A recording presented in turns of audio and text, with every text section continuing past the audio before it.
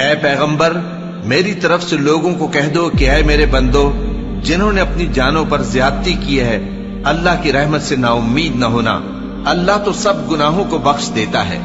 بے شک وہی تو ہے بڑا بخشنے والا، بڑا مہربان۔ اور اس سے پہلے کہ تم پر عذاب آ واقع ہو، اپنے پروردگار کی طرف رجوع کرو اور اس کے فرما بردار ہو جاؤ، ورنہ بعد میں تم کو مدد نہیں ملے گی۔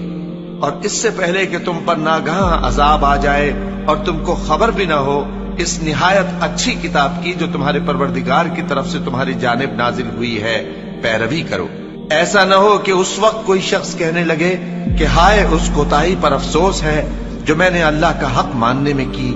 اور میں تو ہنسی ہی کرتا رہا، یا یہ کہنے لگے کہ اگر اللہ مجھ کو ہدایت دیتا تو میں بھی پرہیزگاروں میں ہوتا، یا جب عذاب دیکھ لے تو کہنے لگے کہ اگر مجھے پھر ایک دفعہ دنیا میں جانا ہو تو میں نیکوکاروں میں ہو جاؤں۔